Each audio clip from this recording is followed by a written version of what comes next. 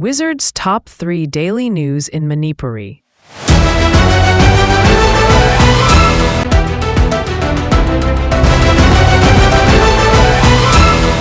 Khaidemda macha ani leirabi maunaha ama sina fangle miyamna nupa mayunggi pochei thugaikre Imphal West District manung chanba wangoi khaidemda macha ani leirabi maunaha ama yamna chingangai oibo mo ngamada sina fangle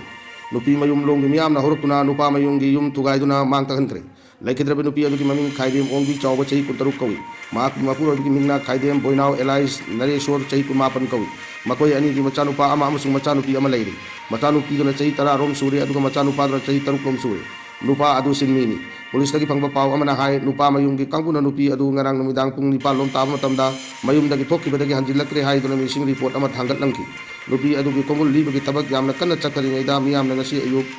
numit yungba adu aida khaidem thiam ga tainaba na leiba lining thok pakhang gi lampak amagi maya nakna leiba umang amada hauba u pambi amagi makongda nupi amagi asiba hakchang leire haina pau inaraki mapamadu da changsin duna yenglubada mangkraba nupi adu gi hakchang oiramki Laikai gi miyoi karana pangdora pui matung ina laikidrabi nupi adugi ngaksamda chingnaningai oiba dakpam kara lerami aduga maram oiraga maha kanagumba karana hapra haina chingnari thawdok thokpam aduda police ki forensic science ki team ama laktuna mihat adugi langla lanjin puthok ngamnaba spot inquiry amasu magistrate inquiry na chingba pangthokri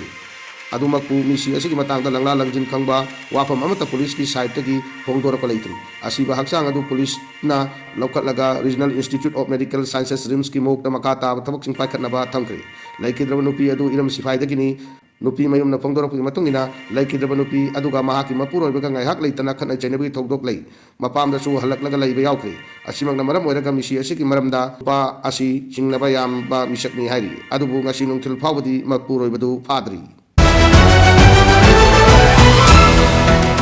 Political party sing yaw bami pam pangthokuna Manipur gi hojik oiri batangdu leitadaba phibam asida 2027 da census pangthokpa yaroi haina warep lawkhre delimitation amadi mikok thibagi matangda state asida political party sing yaw na khana naina bami pham amada ngasi ayuk pung 13 taw matamda lamyan da sanglin ponung mamang Imphal East Manipur da campaign for just and fair delimitation JFD Manipur na sinduna pangthokre mifam aruda moderator oina RK Narendra professor and head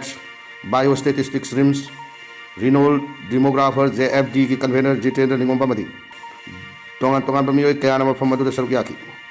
political party singi mihut sing CSO singi thomi kaya su sargyaki ngasi political party singi mi fam aduda Shiva Sena Manipur Pradesh ki senior VPM Tikendra RPI ki vice president Sapam Kanglipal AAP ki state coordinator Bishwanath Thingram NPP के national vice president I Hemo Chandra GGP के general secretary doctor Sanabam Raghumani DPF की vice president Sundar Singh BJP Manipur Pradesh की vice president TS Chidananda RNC की senior vice president Shyam Charan JDU की vice president O Nabakishore CPIM की executive member अमा M Khoitombi अमदी CPI की लाइसरम सटिन कुमार सिंह सरग्याकी ngasigi mi phamadu da tongan bo ware manga lauki ware singa dudi Manipur ge hojik wari batangdu leitadra mi phamasida lising ani kuntarete census pangthok hai bisi chatna bayaro PR obi state asida demographic reality utpa census ama oiroi haina yanaki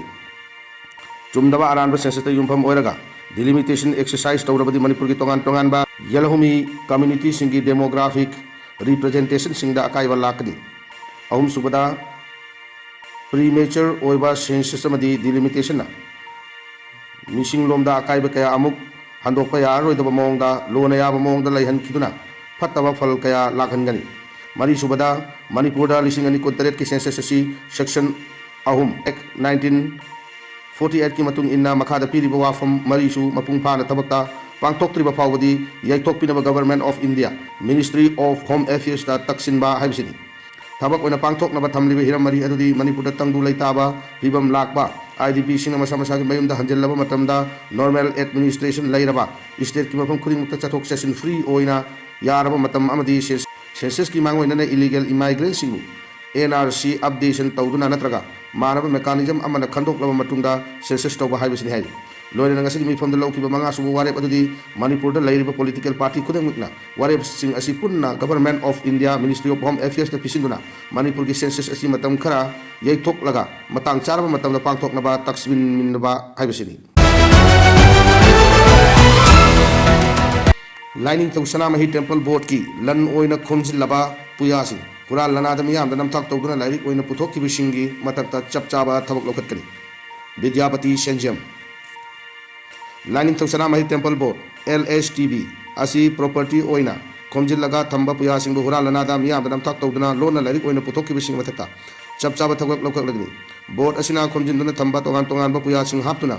पुया the secret book हाइना मिंथोंदुना फोंखिबा लाइरिक अदुगी कॉपीसिंग लांगलिबा तांग कुनमापन फावदा SLTB गी माइकैदगी अकनबा वाफम थमलकनी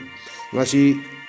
hayin kongpal da laiba LSTB gi office ta hiram asigi matang da pangthokiba party gi mifam amada board asigi vice president Vidyapati Senjam Elias Wakal Lamjing bana wafam asi phongdok ladna hai LSTBC asigi mioi khara punsinduna ichamcham ne sengkhiba nate masi lengak na assembly pass tawduna gazette oina thokuna sengkhibani board asida sanami lining chokot hanna bathabok thorong kaya paikat pagi manung channa puya kaya komjinduna lairik ama oina phongduna thamlaba थमनबा होनदुना लागली पुया चनी हेन कोमजिंदुना lyric ओइना Bengali मेयकता फोंगनबगी दबक्ता कुमजा लिसिंग अनि त्राहुम दोइदा मतम अदुगी board member सिंगना editorial board अमा सेंखी लिसिंग अनि त्रामरी the board अदुगी मतम लोइखिदुना editorial board सु लोइखी मदुगी मतुंग लिसिंग अनि त्रामंगा दा अनौब बोर्ड की मकादा लाइरिक अदु फोंगनबगी दबक्ता थबक हौदुना मतम अदुगी प्रेसिडेंट गा याना चे इनदुना LST प्रॉपर्टी नि हाइना लोकलाव बुंगदा लैबा इबो याइमा प्रिंटर्स दा खोमजिल्लगा पुया चनी हेनबा अदु सिनकी माग ना मखा तनहाई अदु मतम अदुगी बोर्ड अदुनसु लाइरिक अदु फोंबा ngamkide adugi matungda lising ani trama tra tuk lakiba board aduna lairi adu amuk phong na bathaba pakat pahoki madugi manung channa ibo yai ma printers ta suchi ka api ki live tv mamang da lairama board aduna printers adu da manaduna lairi adu makoi na phong na ba hon aduna laki madugi printers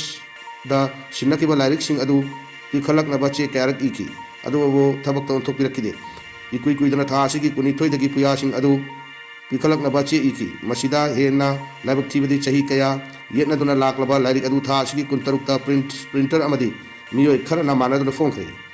माग न मकाता न high phone खिबा lyric अदु लैबा की कानगदबा अमदी Meiyang B ओइरबसु हुरांदुना phone खिबा कक्ता नतना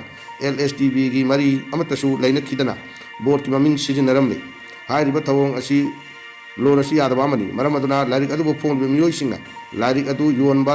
लेकदबनी अमदी था असि की कुनमापन फाव copy खुदिमक board ता पिखलकदबनी दुकान सिंगदसु योनबा लेकदबनी लोइनना बोर्ड की पीबा लोइसंग अमदी निंगो लोइसंगना लाइरिक योनबा दुकान सिंगदा यंगसिनबा लाकपदा योलंबा थोकलबदी खुदिमक पागत कनी हाइनसु सेक्शन वा थमलकदी